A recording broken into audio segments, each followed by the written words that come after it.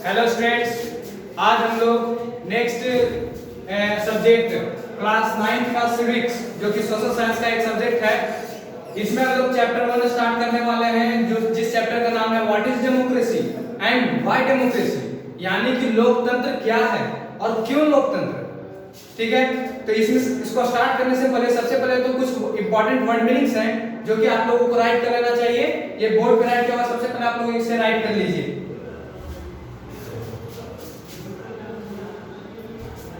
Hope कि आप लोगों ने इसे राइट कर लिया होगा। पॉज करके, जो नहीं राइट किए हैं पीछे जाकर बैक करके इसे पॉज करके नोट कर ले। ठीक है, हम लोग बढ़ते हैं अपने टॉपिक पे।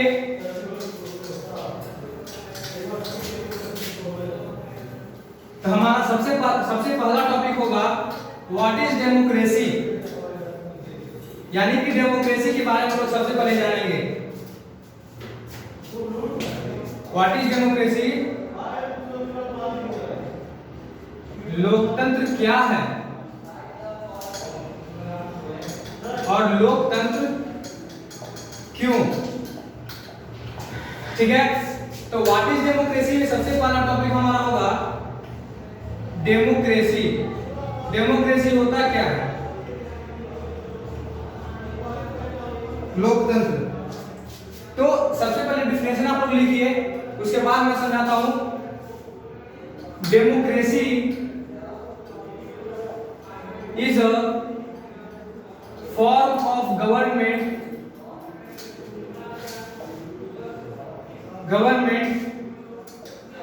in which rulers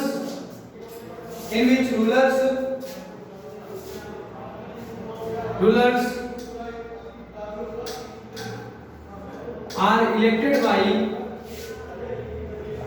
the citizens। इसका मतलब क्या है? What is the democracy? Democracy is a form of government in which the rulers are elected by the citizens। ठीक है, डेमोक्रेसी यानी लोकतंत्र का मतलब होता है, देखो नाम से ही पता चलता है, लोकतंत्र यानी कि लोगों का, जनता का साम्राज्य तंत्र। ठीक है, तो इस डेमोक्रेसी उसे कहते हैं। डेमोक्रेसी है क्या? एक सरकार का एक रूप है। ठीक है, डेमोक्रेसी का फॉर्म ऑफ गवर्नमेंट यानी कि एक सरकार, जिस तरह सरकार होता है उसी का एक रूप है जो कि गवर्नमेंट नहीं सिटीजन्स के द्वारा चुना जाता है। जैसे कि प्राइम मिनिस्टर सिटीजन्स के द्वारा चुना जाता है, चीफ मिनिस्टर सिटीजन्स के द्वारा चुना जाता है। उसी तरह से ये जो डेमोक्रेसी उसी चीज को दर्शाता है, यानी कि जो इलेक्शंस वगैरह होते हैं वो डेमोक्रेसी के अंदर आता है। ठीक है, यानी डेमोक्रेसी के अंडर में हम लोग इलेक्शंस वगैरह पढ़ते हैं, तो उस चीज के बारे में डेमोक्रेसी लोग बताता है। Democracy is the form of government in which rulers are elected by the citizens, in which जिसमें कि जो रूलर्स होते हैं यानी कि जो जैसे कि प्राइम मिनिस्टर, चीफ मिनिस्टर वगैरह जो होता है वो सिटीजंस के द्वारा चुने जाते हैं। सबको पता है इलेक्शन होता है, इलेक्शन में चीफ मिनिस्टर का इलेक्शन होता है, प्राइम मिनिस्टर का इलेक्शन होता है, जिसमें हम लोग अपने मन पसंदीदा, अपने जैसे चाहते हैं अपना सरकार मतलब सौंपना, उसको हम लोग वोट देते हैं। ठीक है, तो ये हमारा डेमोक्रेसी। सबको समझ में आया? डेमोक्रेसी क्या है? डेमोक्रेसी है गवर्नमेंट का एक रूप। डेमोक्रेसी गवर्नमेंट का एक रूप है, लोकतंत्र गवर्नमेंट का एक रूप है, सरकार का एक रूप है, जिसमें जो रूलर्स यानी कि हमारे देश को चलाने वाले शासक या फिर हमारे जो नेता वगैरह होते हैं उनको सिटीजन चुनते हैं, उसको हम लोग डेमोक्रेसी कहते हैं। ठीक है, तो हम लोग सेकंड पॉइंट पे आएंगे। सेकंड टॉपिक डेमोक्रेसी सबका क्लियर हुआ। डेमोक्रेसी किसे कहते हैं? यानी कोई सब, जैसे कि देखो कंट्री दो तरह का होता है। सबसे पहले डेमोक्रेसी को ही और कांसेप्ट्स क्लियर करते हैं। कंट्री दो तरह के होते हैं। एक होता है डेमोक्रेटिक कंट्री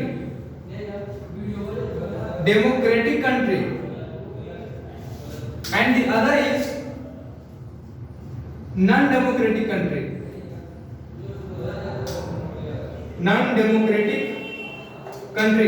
समझ आया? एक होता है डेमोक्रेटिक, एक होता है नॉन डेमोक्रेटिक। डेमोक्रेटिक कंट्री वो होता है जिसमें अपना नेता को, अपना प्रधानमंत्री को सिटीजन चुने। ठीक है, और नॉन डेमोक्रेटिक कंट्री वो होता है जिसमें प्रधानमंत्री वगैरह सिटीजन्स के द्वारा चुना नहीं जाता हो। ठीक है, यानी कि उसमें किसी और का रूल चलता हो, उसको कहते हैं नॉन डेमोक्रेटिक कंट्री। एक हो गया डेमोक्रेटिक कंट्री।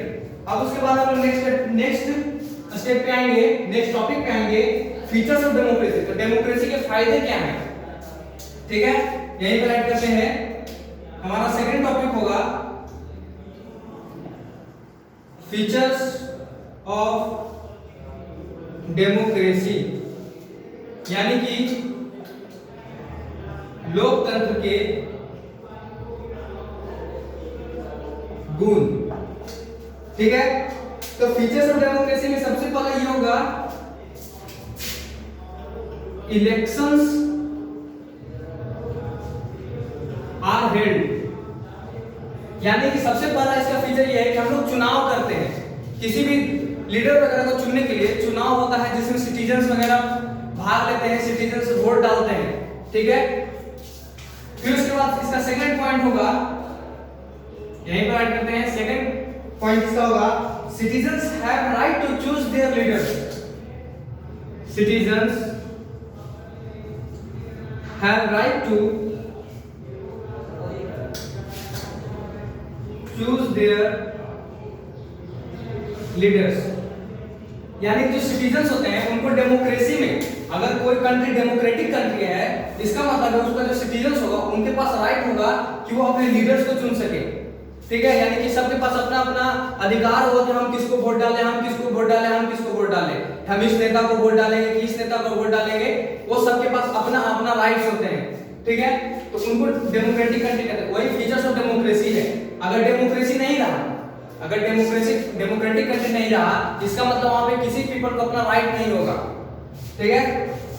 अब आते हैं हमारा थर्ड फीचर जो कि है there are no force on citizens. 3 में है there are no force on citizens, यानी जो नागरिक होते हैं, जो वोट डालने वाले नागरिक होते हैं, उन पे किसी भी तरह का फोर्स यानी कि दबाव नहीं बनाया जाता है, प्रेशर नहीं बनाया जाता है। There are no pressure on या फिर देयर आर नो फोर्स, उस पे कोई बल नहीं लगाता कि तुम इसी को वोट दो या फिर तुम इसको वोट दो। वो अपने मर्जी के मालिक होते हैं, यानी वो जिसको चाहेंगे उसको वोट दे सकते हैं, ठीक है। ये है डेमोक्रेटिक कंट्री का फायदा। फिर आते हैं हम लोग फोर्थ पॉइंट पे, जो कि है elections are held at regular interval of time. Elections are held at regular interval of time, यानी कि जो इलेक्शंस होते हैं, जो चुनाव होते हैं, वो एक निश्चित समय के अवकाश के बाद उसको बार बार करवाया जाता है। जैसे कि कहीं पर 5 साल के बाद होता है, कहीं पे 6 साल के बाद होता है, कहीं पे 2 साल के बाद होता है, लेकिन इलेक्शंस होते हैं वो रेगुलर होता है एक इंटरवल ऑफ टाइम के बाद, ठीक है। ये है फीचर्स ऑफ डेमोक्रेसी। एक और डेमोक्रेसी का फीचर ये है कि democracy enhance the dignity of citizens. Fifth topic हमारा democracy enhance the dignity of citizens. जो लोकतंत्र होता है वो जो सिटीजंस यानी जो नागरिक होते हैं उनका प्रतिष्ठा को बढ़ाता है। अब बात करते हैं कैसे, जैसे कि देखो, अगर मान के चलो कोई इलेक्शन में खड़ा है, अगर उसको हमसे वोट लेना है तो वोट लेने के लिए वो हमको आग्रह करेगा, यानी कि मेरा इज्जत करेगा थोड़ा देर के लिए लेकिन मेरा इज्जत करेगा।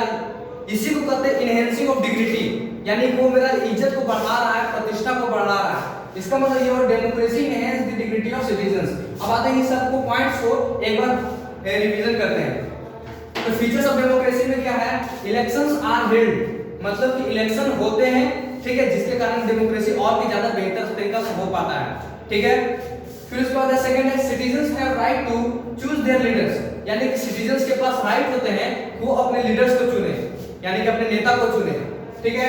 हमारा थर्ड आएगा देयर आर नो फोर्स या फिर प्रेशर ऑन सिटीजंस, यानी कि जो नागरिक होते हैं, जो पीपल्स होते हैं, लोग होते हैं, उन पे किसी भी तरह का प्रेशर नहीं डाला जाता है कि तुम इस नेता को चुनो, इस नेता को चुनो, इस नेता को चुनो, ठीक है। उनके पास अपना राइट होता है कि वो किस नेता को चुनेंगे अपनी मर्जी से।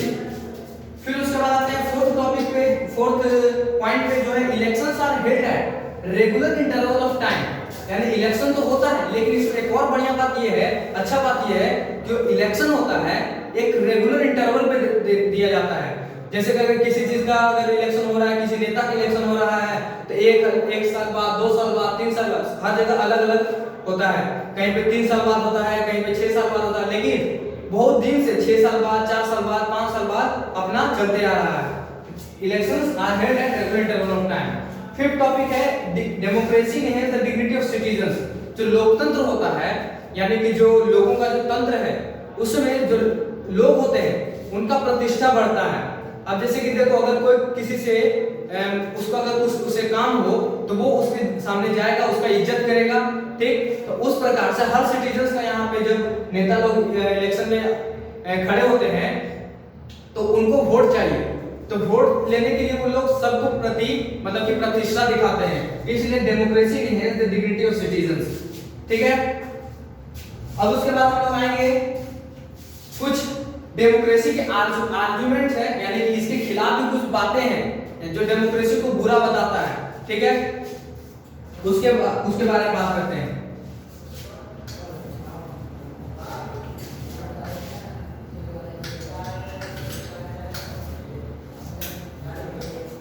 इसको राइट कर लीजिएगा अपना कॉपी में, जो नहीं राइट में बैक करके राइट कर लीजिए, नोट्स आप लोगों को बनाते जाना है। थर्ड टॉपिक होगा हमारा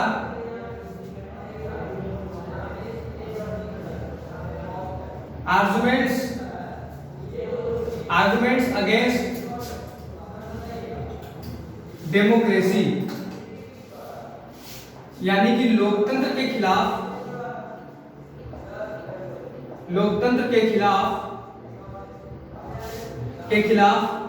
बहस। देखो, इसका मतलब यह है कि ये कुछ डेमेरिट्स के बारे में बताया गया है, अवगुण के बारे में बताया गया डेमोक्रेसी का। अभी हम लोग फीचर्स के बारे में बात किए थे, अब ये कुछ डिमेरिट्स के बारे में, यानी कि उसके अवगुण जो कि उसमें खराब बातें हैं। तो सबसे पहला पॉइंट ये है कि leaders changing lead to instability, यानी कि हम लोग लीडर को जो चेंज कर रहे हैं, यानी कि हर एक रेगुलर टर्म के बाद जो चेंज होता है, तो जो लीडर जाता है, जैसे कि नया लीडर अगर वहां पे गया तो उसको समझने में ही 1, 2 साल, 3 साल का समय लग जाता है। तो इस कारण से अगर उसको बार बार चेंज किया जाता है तो उसमें इनस्टेबिलिटी आता है, अस्थिरता आता है। अगर कोई भी गवर्नमेंट स्थिर हो जाए, यानी कि एक दृढ़ बन जाए कि इतना देर का उसका समय रहेगा, उतना वो निश्चित काल के लिए रहेगा और स्टेबल रहेगा, वो इसका मतलब वो इसके लिए ज्यादा फायदेमंद है। लेकिन इसका आर्गुमेंट्स क्या है अगेंस्ट डेमोक्रेसी, तो उसका एक डेमेरिट ये है कि leaders changing lead to instability, यानी कि डेमोक्रेसी में इनस्टेबिलिटी आता है।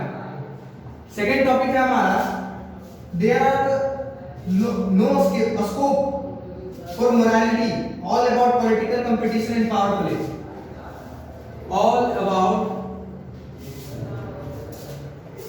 political competition and power play। Democracy में पूरी तरह से सिर्फ राजनीतिक प्रतियोगिता का होता है, यानी कि जैसे कि ये उससे कर रहा है, ये उससे कंपटीशन कर रहा है, ये नेता उससे इस पार्टी का नेता उस पार्टी का नेता से कंपटीशन कर रहा है। तो इसमें सिर्फ पॉलिटिकल कंपटीशन और पावर प्ले होता है, यानी कि कहीं पे पावर को बढ़ा दिया गया, कहीं पे पावर को घटा दिया गया। ये डेमोक्रेसी का एक और अवगुण है, ठीक है। इसमें कोई भी स्कोप नहीं होता मोरालिटी का, यानी कर्तव्य का कोई भी स्कोप नहीं होता। अब उसके बाद हम लोग आएंगे नेक्स्ट टॉपिक पे, जो कि होगा elected leaders do not know the interest of people. एक और डेमोक्रेसी का अवगुण ये है कि लीडर्स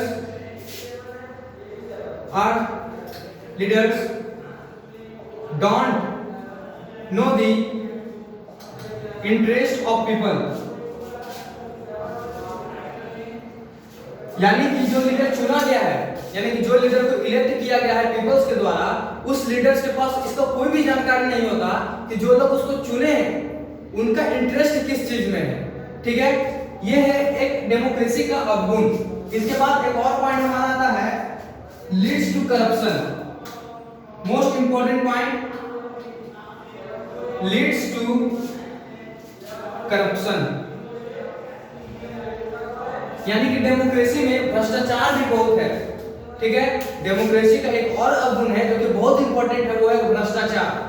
ठीक है, तो ये कुछ इंपॉर्टेंट पॉइंट्स है, इसको सबसे पहले आप लोग नोट कर लीजिए। एक बार बताता हूं, leaders changing lead to instability, यानी कि इसका अवगुण के बारे में, डिमेरिट्स के बारे में बात किया जा रहा है। जो लीडर्स को बार-बार चेंज किया जाता है उसके कारण लीडर्स में इनस्टेबिलिटी आता है, गवर्नमेंट में इनस्टेबिलिटी आता है। सेकंड है all about political competition and power play. इसमें सब कुछ भी होता है, जो भी होता है वो राजनीतिक प्रतियोगिता और पावर यानी ताकत का प्ले होता है। ठीक, उसमें कोई भी स्कोप ऑफ मोरालिटी नहीं होता। थर्ड है leaders don't know the interest of people. जो लीडर्स होते हैं, जो इलेक्टेड लीडर्स होते हैं, यानी जो पीपल जिसको चुनते हैं, जिस नेता को चुनते हैं, वो लीडर्स उस पीपल का, उस लोगों का इंटरेस्ट को नहीं जानता। यह डेमोक्रेसी का एक और अवगुण। फोर्थ टॉपिक है लीड्स टू करप्शन, यानी कि डेमोक्रेसी में करप्शन, भ्रष्टाचार भी बहुत है। ठीक है, ये है इसका फोर्थ अवगुण, डिमेरिट्स। इसको सबसे पहले आप लोग नोट कीजिएगा।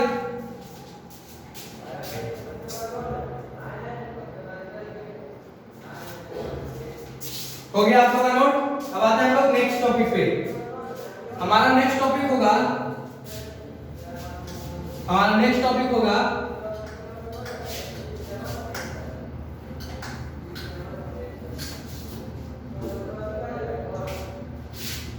आर्गुमेंट्स।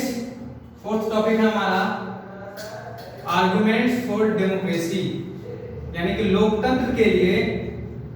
बस आप लोग इसे ऐसे भी ले सकते हैं जैसे कि अगर दो लोग हैं, टू पीपल्स या फिर टू सिटीजन्स या फिर two persons talking to each other, एक दूसरे से बात कर रहे हैं।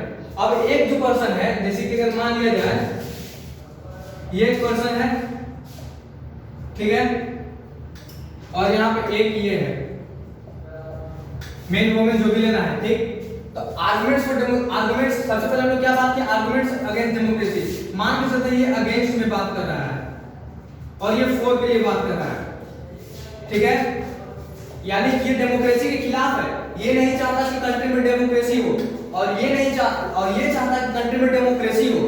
तो ये क्या करेगा, डेमोक्रेसी का अवगुण बताएगा। ये क्या करेगा, डेमोक्रेसी का गुण को बताएगा। ठीक है, तो ये क्या इसको कहा, इसको कहता है कि लीडर्स चेंजिंग इनस्टेबिलिटी, यानी कि इसको कह रहा है कि देखो तुम्हारे डेमोक्रेसी में लीडर्स बार-बार चेंज होते रहते हैं, जिसके कारण गवर्नमेंट में इनस्टेबिलिटी आता है। ठीक है, ये इसको बोला। फिर इसको दूसरा पॉइंट बोला, ये इसको बोला कि तुम जितना बोलना है बोलो अभी, उसके बाद हम बोलेंगे। तो ये बोला कि हम 4-5 पॉइंट बोलेंगे, तुम उसको सुनो। तो सबसे पहला बोला कि डेमोक्रेसी के कारण तुम्हारा डेमोक्रेसी के कारण यहाँ पे इनस्टेबिलिटी आता है गवर्नमेंट में। फिर सेकंड वो बोला कि इसमें कोई भी स्कोप नहीं है मोरालिटी का, सिर्फ ये पॉलिटिकल कंपटीशन होता है और पावर प्ले होता है। ठीक है, फिर उसके बाद ये क्या बोला, elected leaders don't know the interest of people, यानी कि जो लोग जिसको चुनते हैं वो हमारा इंटरेस्ट ही नहीं जानता। ये है डेमोक्रेसी के बारे में बोल रहा है। फिर उसके बाद बोलता है करप्शन बहुत ज्यादा है। अब ये 4 पॉइंट इसको बोल दिया कि भ्रष्टाचार बहुत ज्यादा है। अब ये क्या करेगा, अब डेमोक्रेसी का ये गुण को बताएगा, इसको समझाएगा कि डेमोक्रेसी में क्या क्या फायदा है। ये तो बोल दिया कि डेमोक्रेसी में क्या मतलब कि घाटा है, अब ये बताएगा इसको डेमोक्रेसी का फायदा।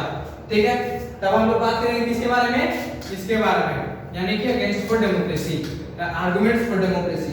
तो अब ये बोल रहा है कि more provides method to deal with differences and conflicts.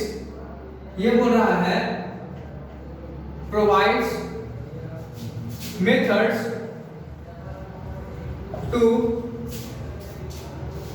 deal with differences and conflicts। जैसे कि ये दो यहां पर मान लिया जाए,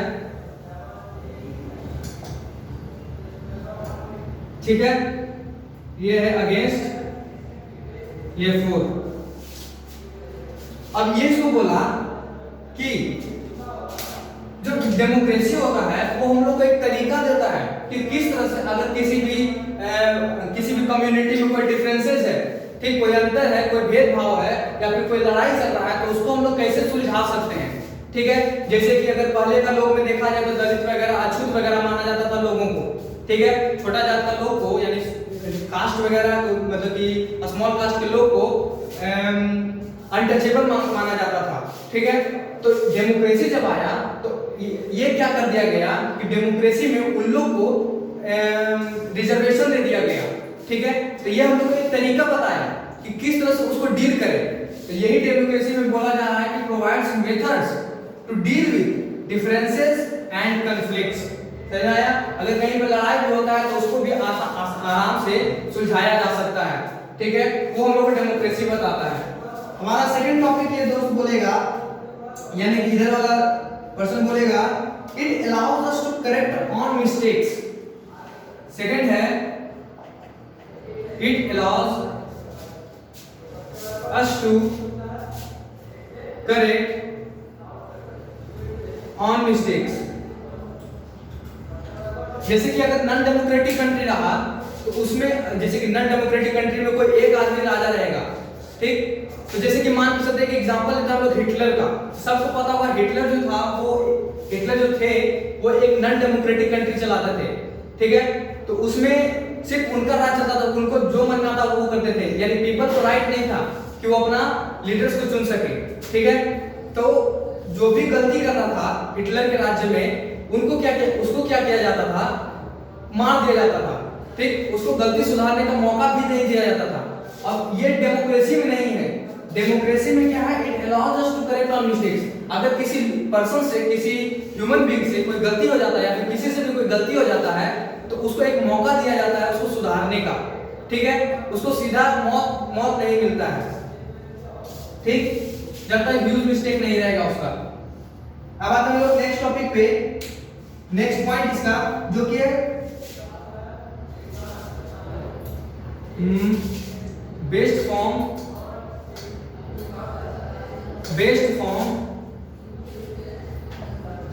टू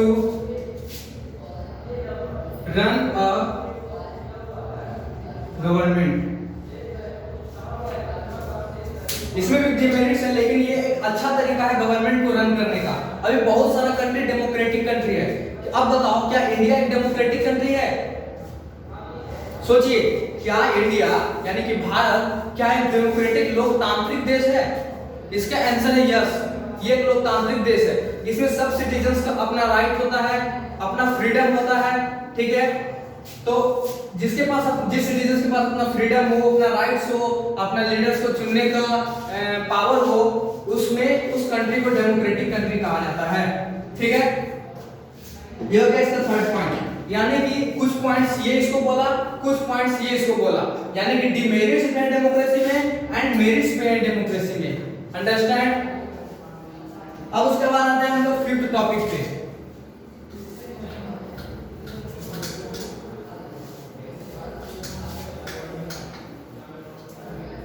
हमारा फिफ्थ टॉपिक है ट्रू डेमोक्रेसी।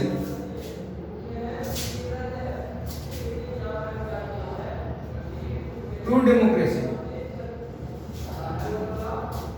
यानी कि सच्चा लोकतंत्र। देखो, अभी तक हम लोग डेमोक्रेसी के बारे में पढ़ चुके हैं, डेमोक्रेसी क्या होता है, कैसे होता है, लेकिन एक सच्चा लोकतंत्र क्या है, एक रियल डेमोक्रेसी क्या है। डेमोक्रेसी के बारे में तो लोग पढ़िए, लेकिन एक रियल डेमोक्रेसी यानी एक सच्चा, अगर किसी भी मायने में एक सच्चा डेमोक्रेसी तभी होगा जब कोई भी पर्सन भूखा नहीं सोएगा। ठीक है, आप लोग का बुक में एक पॉइंट होगा that true democracy until then when no one can sleep hungry। Okay, इसका कहने का मतलब है ट्रू डेमोक्रेसी तभी तक आएगा, जब कोई भी पर्सन भूखा नहीं सोएगा। जैसे कि अगर लिखा है यहाँ पे, तो true democracy will come when no one sleep hungry। यानी कि ट्रू डेमोक्रेसी, सच्चा लोकतंत्र तभी आएगा जब कोई भी पर्सन, कोई भी लोग भूखा नहीं सोएगा। अंडरस्टैंड? ठीक है। और सेकंड पॉइंट इसका ये होगा that every citizens to have equal information, every citizens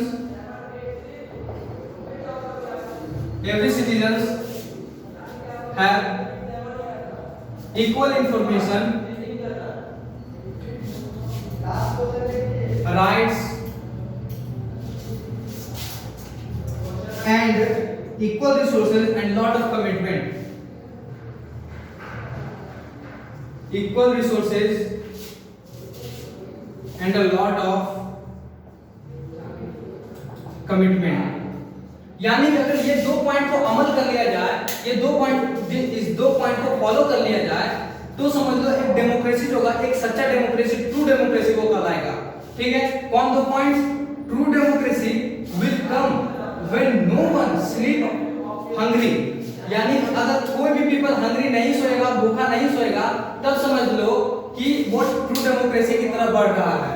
और अगर ये पॉइंट भी, every citizens have equal information, rights, equal resources and a lot of commitment, अगर इस पॉइंट को भी फॉलो कर लिया जाए, यानी कि हर सिटीजंस के पास एक राइट्स होगा, एक रिसोर्स होगा, इक्वल स्रोत होगा, सबके बराबर स्रोत होगा, एक कमिटमेंट होगा, एक निश्चय होगा, अगर ये दोनों पॉइंट को फॉलो कर लिया जाए तो डेमोक्रेसी जो होगा वो ट्रू डेमोक्रेसी में कन्वर्ट हो जाएगा।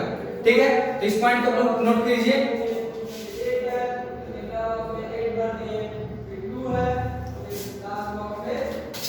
नोट हो गया। अब उसके बाद हम लोग बात करने वाले हैं कुछ डेमोक्रेसी के बारे के क्वेश्चंस के बारे में। ठीक है।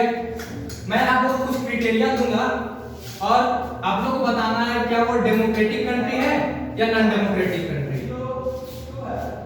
ठीक है। देख, जैसे कि एक क्वेश्चन अगर मैं पूछूं कि आपको बताना है कि डेमोक्रेटिक कंट्री या नॉन डेमोक्रेटिक कंट्री। एक कंट्री है, ठीक, ये मेरा क्वेश्चन है। एक कंट्री है, उस कंट्री में एक जनरल के पास सारा पावर है। ठीक, एक जनरल, मिलिट्री जनरल के पास सारा पावर है। अब वो जनरल क्या किया, वो अपने आप को धीरे धीरे, यानी कि धीरे धीरे बिल्ड होते होते अपने आप को प्रेसिडेंट घोषित कर दिया गया। ठीक, यानी कि जनरल के पास सारा पावर था और उसने अपने आप को क्या घोषित कर दिया, प्रेसिडेंट। ठीक है। अब प्रेसिडेंट घोषित करने के बाद वो धीरे धीरे जैसे जैसे वो पावर में आता गया, वो और भी रूल्स को चेंज करते गया, खुद अपना मन मर्जी से, और किसी का भी उसको रूल्स का, लॉज का, किसी का सिग्नेचर का जरूरत नहीं पड़ता था। ठीक है, किसी सिटीजन का जरूरत नहीं पड़ता था।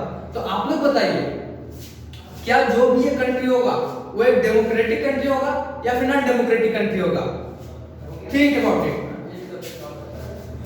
वो होगा नॉन डेमोक्रेटिक कंट्री। क्योंकि अभी हम लोग बात किए डेमोक्रेटिक कंट्री मतलब, डेमोक्रेटिक कंट्री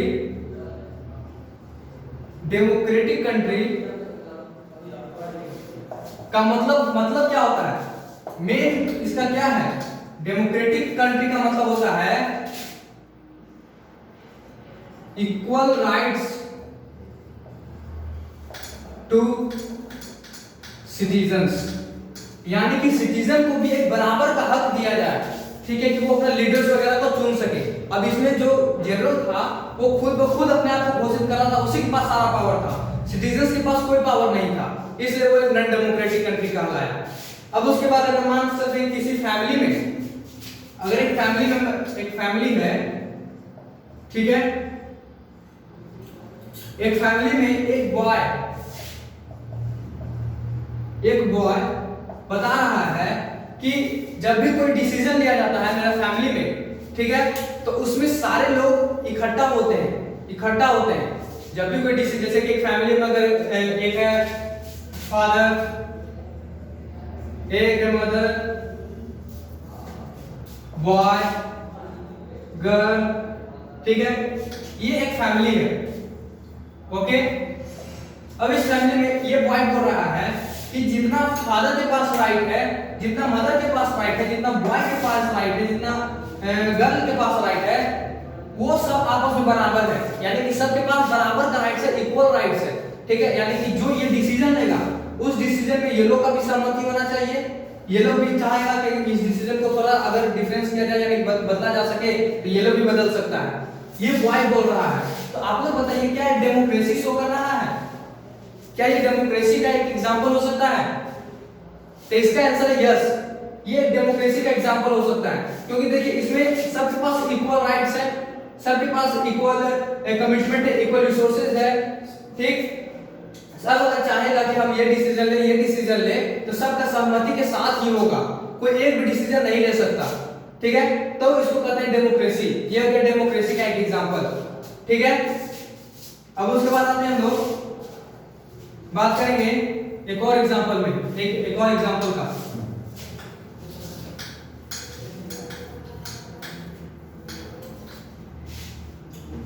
मान के चलिए एक कंट्री है, ठीक है। अब इस कंट्री में एक प्रेसिडेंट है, ठीक। उस प्रेसिडेंट को इलेक्ट किया गया है